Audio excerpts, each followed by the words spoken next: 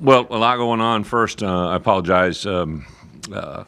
With the signing date, we obviously signed Jack Paris, a kid from Fenwick, that so excited to get him in our program. I would say early fall, Pat Ryan brought me some clips on him, some clips that show just, his jump from his junior film to his senior film.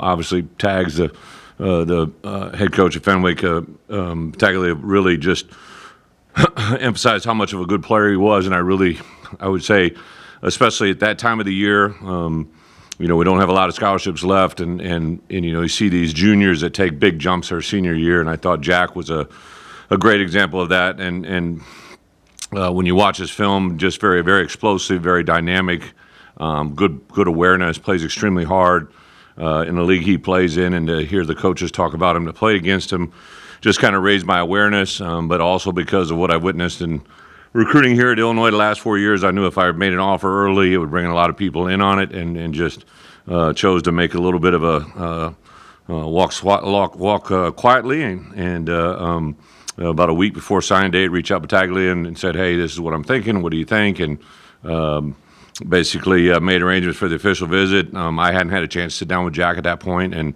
once I sat down with him and his parents, just realized this is somebody I want in our program. So signed him, excited to get him. He kind of joins the list. That last signing date, I think Matt Bailey was our first. Our second was Mac Rusetich, and our last was Tanner Heckel. And just those three guys have come in and did a lot of great things, and I'm excited to see exactly where he can go. So the next congratulations is probably to Sid, the Super Bowl champ. I know he's doing a Super Bowl parade right now. I shot him a text before, during, and after the game. Not during the game, but after the game, just congratulations, to enjoy the process.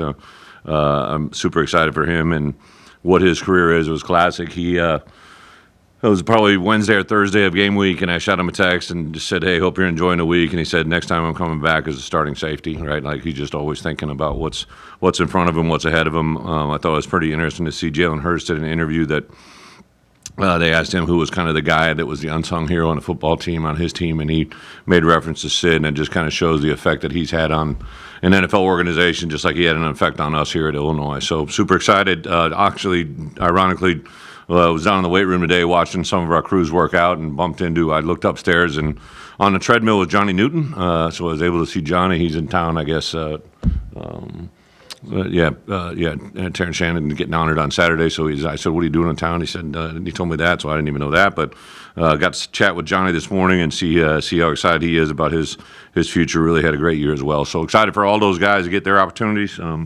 Our only combine invite will obviously be Pat, mainly because most of our combine invites we got back. I know that we had conversations. I know that Gabe was on the list, Xavier was on the list, Luke was on the list, J.C. Davis was on the list. I believe Tanner was on the list, and I think maybe one or two other guys that were on the wait list. So super excited to get all of our guys back, and an opportunity that lays in front of us. Now it's kind of an interesting time. We're actually in week 4 of our 7-week winter conditioning program. It's usually gone 8, but because of the timing of the calendar this year, we're going to do a couple practices before spring practice, or before spring break. We'll get 2 in, and then we'll do the remainder of our practices after spring break. We're going to change things up a little bit this year. We're going to go on Monday, Wednesdays, and Fridays. In the years past, we've done Tuesday, Thursdays, and Saturdays. We just set our 4th straight academic semester GPA record. And a byproduct of that is, I always say that the University of Illinois doesn't have academic conflicts, because academics always wins. We don't ever put ourselves or put our players in jeopardy of a conflict. We adjust our schedule whenever humanly possible. So in the spring last year, we were literally meeting at 5 a.m. and on Tuesday, Thursdays, and Saturdays. And as much as I enjoy early mornings, I don't think it's mutually agreed upon by 110 other players. So last year at the end, I just said, "Hey, what's the conflict here?" And there was a class that basically, by university process, meets at 9:30 on Tuesday, Thursdays, and creates a little bit of an academic issue. Usually we don't start our classes till about 11:30. So instead of fighting the academic world, we just adjust our schedule to Monday, Wednesday, and Friday of this year. So that'll be a little bit different for you guys and our players. How that's going to play out and work out kind of tends to be determined yet. I know a lot of people have been asking about spring game. We're going to have some construction in the stadium this spring, so that was going to factor into it a little bit and all that goes into it. So I'm still kind of in the process of doing that. I'm sure at some point we'll open up. We only get 2 scrimmages during the course of the spring. And another thing that you guys obviously know because you've been around me, like during the spring, all of our players will practice and participate. But if you put yourself in a position to show me or us as a staff that you can play winning Big Ten football at a high level, I don't practice those guys a lot in scrimmage situations. So in the years past, I've had maybe 2, 3, 4 guys, 5, 6 at most that don't really scrimmage. I think I went through our roster. I have probably as many as high as 16 to 18 guys that I don't know if we'll scrimmage them during the spring just because they played at such a high level. And it kind of became apparent to me. I saw Johnny and he asked about who was at the combine, and I'm like, I never really thought about it, just Pat, but it's really because all of our best players are back. So super excited about that opportunity in that moment. Really, other than that, obviously, even today, you saw me announce 2 more guys. The NFL is slow to announce. I don't know why it is, but when we got back from the bowl game, I knew I was going to take some hits, especially with my younger coaches. I knew we had a really, really good crew of young coaches. So the NFL has taken 3 of those guys. Dele Harding, the latest to announce, going to the Cowboys. Obviously, Kevin Richardson to the Pats, and Grant Morgan to the Giants. And then I got a call a couple weeks ago from Jacksonville, and I love shot, all that goes into it. I wasn't excited to get that phone call. But Liam Cohn, the new head coach, reached out to me about Jay Kaiser, and even though Jay was in my personnel, he'd been over 10 years in the NFL and in kind of a chief of staff type role, and that's kind of what he'll be doing there with the Jaguars. So those 4 guys, an unbelievable opportunity. Clint Stidham obviously went on to Colorado State, so I'm promoting Trent Harris from the outside linebacker room, and also Alex Panos will be a co-outside linebacker coach. Those guys really handled the last 3 weeks of the season and the bowl game. I transitioned during our second bye week and moved Clint into the defensive line room with JMO, and those 3 guys just handled that very, very well. I couldn't be more excited about what I saw from Trent and Alex in preparation for the bowl game. Our final 3 games to win those the way we did, and then in discussions with our outside linebackers, I knew that's what I want to do. I'm currently in the process of bringing also one more coach type administrative assistant role that would give us a lot of help up front on the defense side, but also help us universally across the board. So in the recruiting positions, obviously I've had some departures with Dre and obviously Jay. So kind of taking that chance to kind of just restructure and organize. I've really been working under the kind of the guidance of using our personnel department in an NFL type environment. So even though most people have just kind of caught on to it here of late, you see some NFL people. I've been kind of structuring the way we've been doing it since I've arrived here. Pat Embleton has been an absolute lifesaver, and just his overall knowledge of just the University of Illinois. I think that in conjunction with me coming in, and Jay in particular with the NFL experience, really set this model up to be that way. So we'll still have some of the simple basic outlines. We'll have a college director and a high school director, but probably going to have multiple DPPs, going to have somebody that will be overseeing basically evaluations and acquisitions. So there's going to be some things that change title-wise, but also just the structure of it. So it's kind of an exciting time for us in that regards, and then we'll jump into spring ball. So with that, I'll open it up for any other questions. I guess anything else? Huh? Oh, Mike New, yeah, also a couple guys. Mike New is a guy that I've known about kind of indirectly. I believe I met Mike maybe 5 years ago, 10 years ago, but Mike basically will come in as our senior offensive analyst, a guy that has been incredibly successful, kind of a unique. He played in the Arena League, got his first coaching experience as an Arena League player that started coaching, and then got promoted from within and transitioned and became a head coach in the Arena League. Then, because of the location, got tied into the Saints organization, spent some time with the Saints, both as a scout and as a quarterback coach. He was in the quarterback room coaching Drew Brees, probably not a bad gig. And then to go back to his alma mater and be a head coach at Ball State for the last 9 years, I know those jobs are incredibly challenging to be at his alma mater. But the people that talk about Mike, the people that have been around Mike, really had a huge influence on me. I think the position he has, very similar to what Dana was a year ago. You obviously want a good football coach, great experience, but the personality and the person in that room is incredibly valuable. And Mike made a huge impression on me, and then all my coaches. Coach Lunny had a very same kind of feeling I had when we first sat down with Mike. So he started with us on Monday and is with us right now. A couple transitional things. Houston Griffith, who was on Well, actually, we brought him in personnel. Then he was with our wideouts last year. Has transitioned to the defense side of the ball, and then Dan Etherington, too, at the wide receiver position, joined us as well. So super excited about some of those new guys coming in the room and where it goes. Coach, what did you see in Trent Harris in that position as the outside linebacker, coach, that led you to believe he was ready to make that jump, not just as a coach, but as a recruiter, too? Yeah. Well, twofold. Last year in our building, I had 20 coaches that were really coaches. Really, they were my 10 guys that we've traditionally had, and because of the new rule that allowed us to put GAs and analysts and QCs on the field, I had 20 coaches. 9 of those 20 were former players of mine. I think everybody automatically assumes, during my time at Wisconsin or my time during Arkansas or my time at Illinois, but Trent was an NFL player that I worked with. I was at Miami's pro day when Coach Belichick and I went down there. He wasn't literally on our sheet. He wasn't on our evaluation list. When I started talking to Manny Diaz, ironically, who we're going to face next year at Duke, Manny was the DC at Miami, and I just kind of said, hey, I see this kid on film. He's like, Bret, like, every clinic tape I ever make, Trent Harris is the guy I use, right? Like, he just does everything to perfection, everything that we tell those coaches, and that kind of just went ding, ding, ding in my head. And then we signed Trent as a unrestricted a free agent at New England. He earned his way onto the field. I worked with him literally every day. When I was in the Patriots that first spring, Bill had me meet with all rookies, all positions, and I could just tell Trent, when I would meet with the outside backers or defensive front, he would stay in. And then when I met with the DBs, he would stay in. When I met with the offensive line, he would stay in the meeting. And you could see the way that he thought about football was on a bigger scale. And then when I went to the Giants, we were low on position, and I asked him to look at Trent, and they brought him in, and then he played not only for me but also after me. And I literally started recruiting him from that point forward. I knew he'd be a good coach. He kept getting signed. He would kind of be without a team for a while. And there was 2 years ago, in 2022, I approached him about coming to work for me as a graduate assistant, and he was coming. And I believe the Bengals signed him. Somebody signed him late and put him on a futures contract.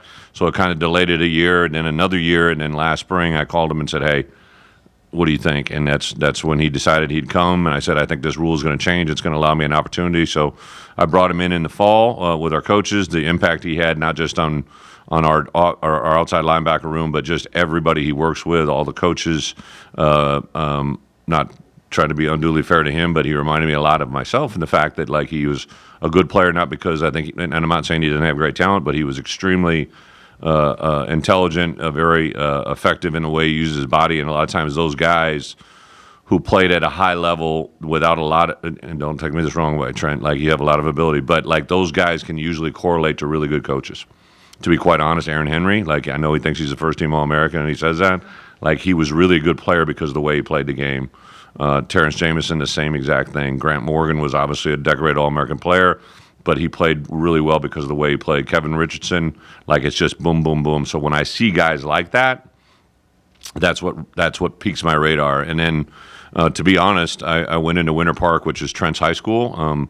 I was kind of thinking about this, right? But when you talk about recruiting, I walked into that high school, and every person, from the person I walked in the door, the greeter, to the principal, to the head coach, to every assistant, to every former player, Trent Harris walks on water in that building, right? And that's a place where we're currently recruiting a very good player, right? And it just reassured me that I know, because of the way the NCAA rules are now, I'll be able to put Trent into a recruiting role, and I think he'll be very effective, especially in Central Florida.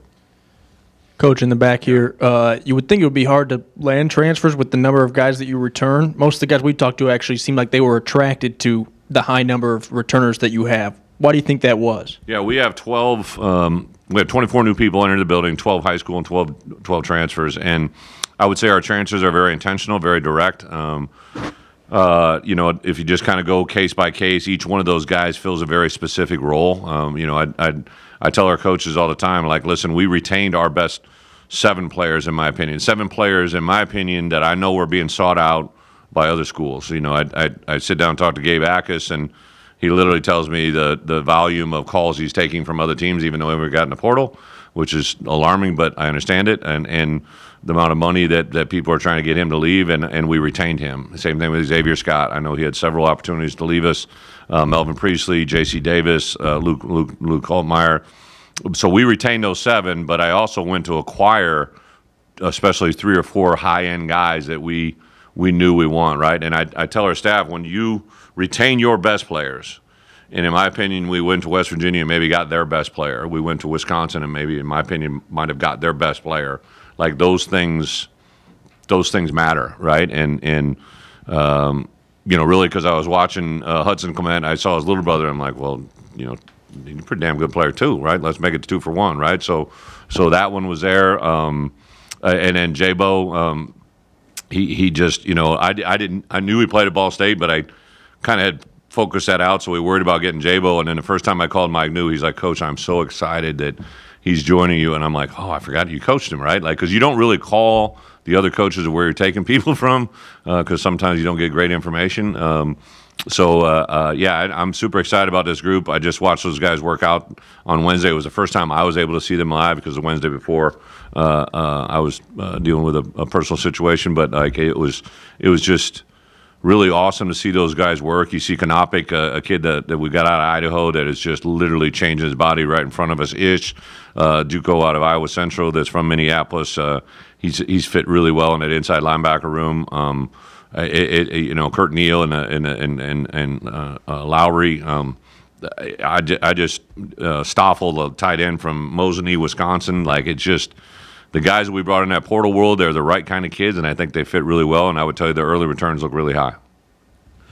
Brett, with this new rule where all of these coaches can coach, all these coaches can go on the recruiting trail, how has that changed being able to evaluate a guy like Trent or Art or whoever? Well, it's really, obviously no secret to you guys have followed. I put Art on the road last year, so I really took Barry off, put him on. But now the way the NCAA rules are laying out, we have a lot more flexibility to put guys on the road, and it doesn't have to come from your 10, and there's a little bit more fluidity. I think even in the future it's going to be that way. To me, recruiting on the road has always been a young man's game. I don't want to try to, but it just the relationship ability, get your foot in the door.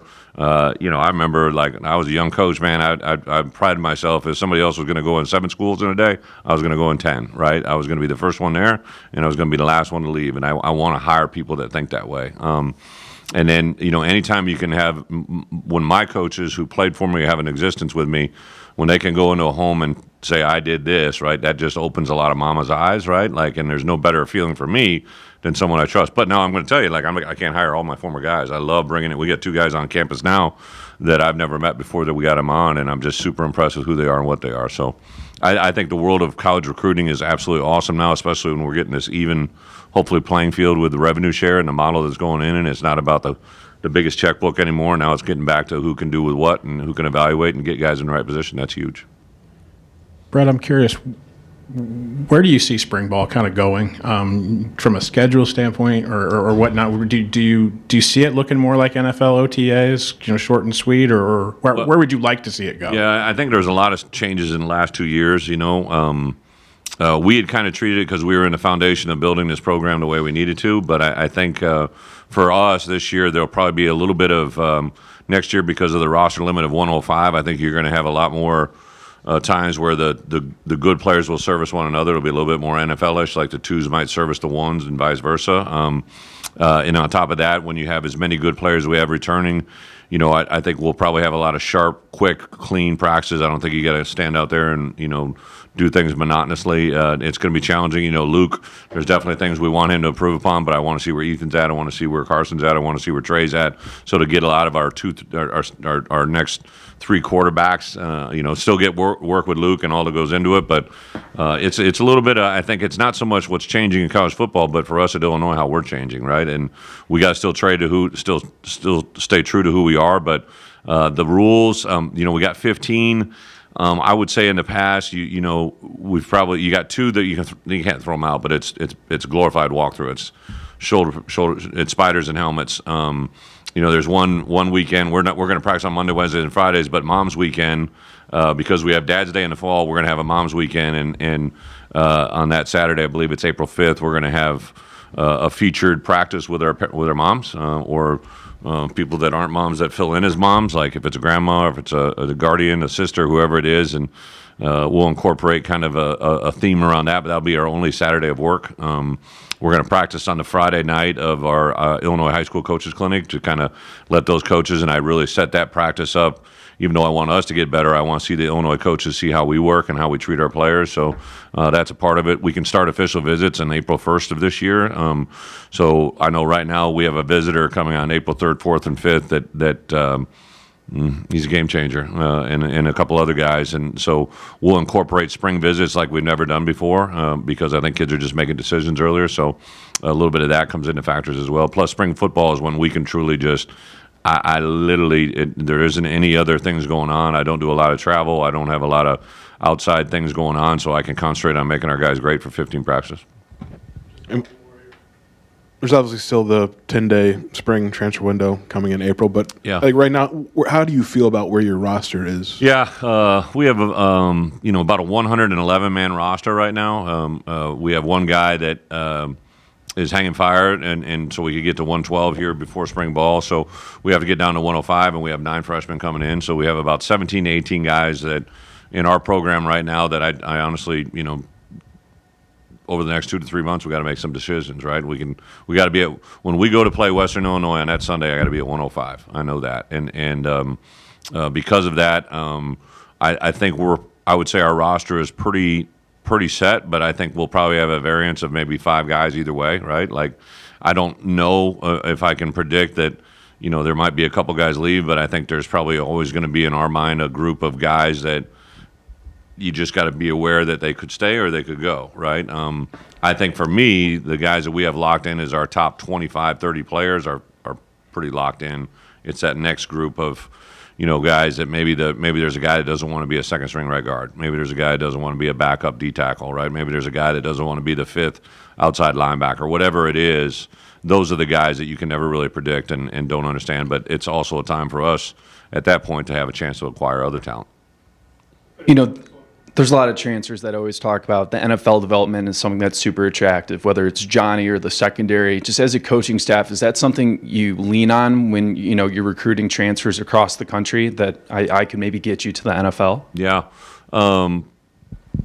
Obviously, most kids, I would say, that come into our program have aspirations of playing in the NFL, especially the transfers. I would say that's a little bit more ready. High school kids go through it, but high school kids, you can still, ooh, look at those shoes, right? Like, look at that helmet, But when you're 20 years old and you're on your last opportunity to get to where you want to be, life becomes real, and you learn more and you focus more on what's really important. So I would say, without a doubt, in the transfer world, we focus a lot on that. And then, I heard you guys' interviews. Those Wisconsin guys saw Johnny play, right? I think that made a difference. I think the West Virginia, and with Hudson, like, he saw what we did throwing the ball, right? He can't be.